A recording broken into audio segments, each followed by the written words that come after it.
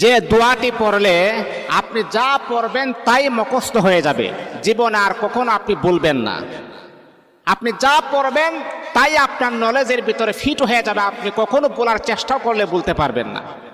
ইমামে আজম রহমাতুল্লাহ আলাই বলেন, আমি যখন প্রায় সময় ম্যাক্সিমাম সময় যখন এই দোয়াটা যখন আমি পড়ি, আল্লাহ পাক রব্বুল আলামিন দোয়ার বদলতে আমাকে এমন ব্রেন, এমন শক্তি আর এমন ফখর আমার আল্লাহ দান করেছেন, আমি যা পড়ি একবার আমি বলতে পারি না।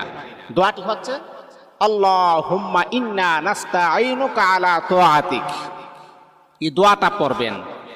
আপনার সন্তানের স্মরণ শক্তি খুবই দুর্বল, কম, তাহলে মা বোনদেরকে আমি দৃষ্টি আকর্ষণ করে বলি, বাবাদেরকে বলি, আপনার সন্তানকে দোয়াটা 7 বার পরে মাথার মাঝে আপনি ফু দেন, অথবা 1 গ্লাস পানির মাঝে ফু দিয়ে বলেন পানিটা খাবার জন্যে।